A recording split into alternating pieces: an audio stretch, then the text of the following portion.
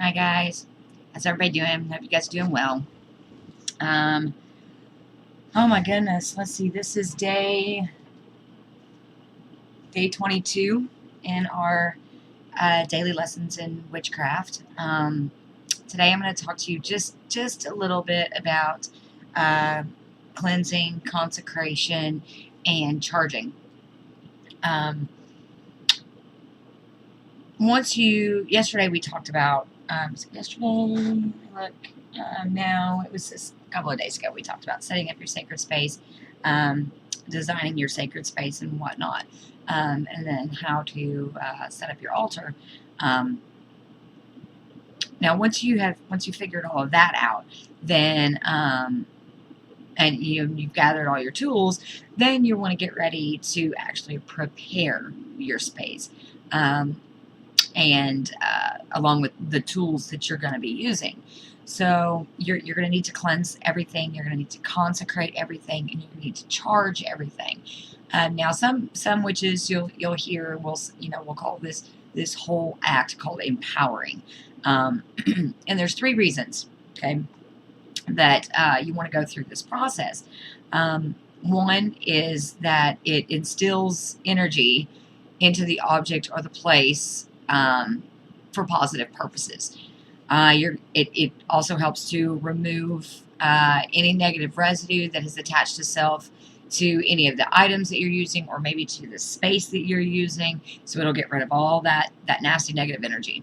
And it's also going to meld your positive energy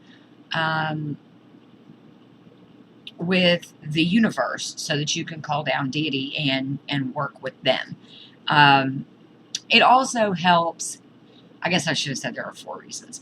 And the 4th one would be that the actual act of consecrating and cleansing and charging actually helps to strengthen and calm your mind and your attitude toward yourself and your work, which will allow you to focus without any constraints. So, yeah, I'm not going to go into any details of any specific empowerment rituals. You can do more research on those if you like, and come up with your own ritual. The one that I use is pretty lengthy, and I'm not trying to have you here all day. So, but do some research online. Maybe check out some books or whatever from your local library, and look into actual, cleansing, charging, and consecration rituals. Okay. Let's see. Got my notes here. I will go ahead and tell you though that once you're ready to perform your cleansing and consecration ritual for your sacred space and your tools, I'll go ahead and run briefly through this, since we're only at about 3 minutes. So these are the items that I use during my cleansing and consecration. I use a broom. I have 2 candles that are set side by side so that I can see, a chalice with holy water, a lighter or matches so that you can light your candles, a silver candle. Now, if you cannot get a silver candle, remember you can use a white candle in its place. You can always substitute white for any other color. A birthday candle, just like the cheap ones that you could buy at the dollar store. I think you get like 10 or 12 in a pack, the little itty bitty ones. You're gonna need one of those, white preferably. You're going to need a pentacle. Now, it needs to be fairly large, about maybe 4 to 6 inches in diameter. If you don't have one, draw one on a piece of paper. That's all you got to do. Just draw one on a piece of paper, okay? You're going to need a small bowl of dirt just go out in your yard and grab you a small bowl of dirt. And you're going to need 4 element candles, red, blue, green, and yellow. Okay. Now, again, if you cannot find these specific colors, use white. Okay. Use white. And, you can always, what you could do is, like, if you buy like a little white votive candle, you can carve in the candle like earth or the symbol for earth. You know, that way you know which ones are which. And you're also going to need some incense. I prefer sage, just because it's cleansing. If you don't have sage incense, you can get sage smudge stick. You can also buy sage in your local grocery store in the spice aisle. And if you can find not the powdered sage, but it's just like ground up sage, you can actually take another candle, white candle, sprinkle some of that on the candle while it's burning, and it'll do the same thing. And you can do that with the powdered sage too. You're not going to need your wand. Actually, you're not going to need it to use it. You're going to need it to be one of the tools that you're going to cleanse and consecrate. And during the tool cleansing and consecration portion of your ritual, you need to consecrate your chalice, your bowl, and your pentacle. Okay. After you've gathered up all your necessary items, go ahead and place everything on the altar and cover it with a black cloth. That helps to keep the dust off, you know, and everything. And it also helps to shield your altar and your magical items. Then you're going to need to choose your date and your time for when you want to do your ritual. I prefer to do mine on the new moon. You can also refer to an astrological calendar if you want, but the date of the new moon is generally fine. Now, sometime during the day of your ritual, sometime during the day of your cleansing and consecration ritual, you're going to want to actually, like, physically clean your house, like dusting, vacuuming, mopping, washing walls, washing windows. Let me see my meow meows there in the background. Meow meows. Meow meow kitties. I'll go say hello. I'll go say hello. Anyway, that's my heathen cat. So yeah, make sure that you completely clean, like, everything. Clean everything. And then about a half an hour before you're ready to start your ritual, I would advise that you go over everything in your mind, everything that you're going to be doing. Double check again that you have all the tools that you're going to be using, because you don't want to have to go flying all over the house. Oh my goodness, I forgot this. Oh my goodness, I forgot that. It's all right there together. Okay. And then, once you have everything together and you've gone through everything in your mind, everything is clean, go take you a shower or a bath, either one, and use this time to relax and kind of focus on what you're going to be doing, the intent that you're going to have when it comes to consecrating your tools.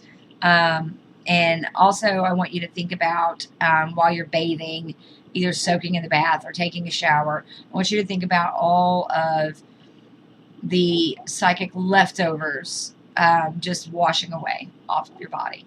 And then once you turn the water off if you're showering, or you unplug the bath if you're taking a bath, I want you to watch all that negativity go down the drain. I want you to visualize that.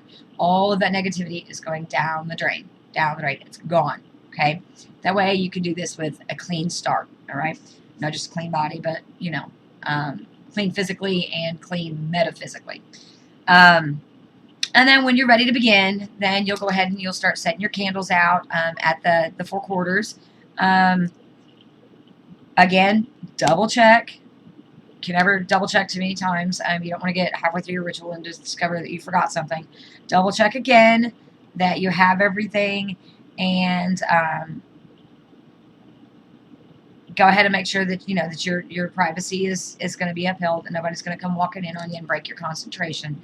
And then you're going to go ahead and get into your consecration ritual. Now, like I said, I'm not going to go through mine because mine is pretty long. But you could do some research online and further research and find different elements of various uh, consecration rituals, and then sit down and look at all of those and just pluck and choose what little bits that you like, and then put together your own ritual. That way it's true to you, and it's something that feels right to you. Once your ritual is finished, a lot of times what I like to do is I either like to relax or I like to go cook, because I have a habit of picking while I cook, which is generally why I don't eat dinner, because I'm already full by the time dinner is ready. And the extra food will help to kind of recharge you a little bit. So, find something to eat, find something to drink, and then once you've eaten and got yourself rehydrated, then go sit and make a record of the ritual that you've done. So, I just want you to remember that, just a real quick recap. Consecration and cleansing of your space, your tools, and even yourself is a very, very, very important step in your magical practices. When you tie something from the mundane world to the magical world, and you tie it to the positive forces of the universe, that is when you protect an item, and it's when you clean it and you protect it, and that way it's yours. It's done with your magical signature, and it's very, very important. I definitely, there's not many things that I will say that you absolutely have to do, and I still won't say that you absolutely have to do this, but I highly, highly, highly, highly, highly recommend it. Highly recommend it. There are things in this universe that we can't see. We know they're there, because we've read about them, we've learned about them, or we've actually experienced them, but you still can't see them. And there's a lot of those things that we can't see that are bad. They're bad for you. Just like you can't see a germ with the naked eye, but it's there, and certain germs can kill you. Well, it's the same with a lot of the some of the energies that are in the that are floating around in the universe. So consecration and cleansing is very important, because it'll help protect you against those things.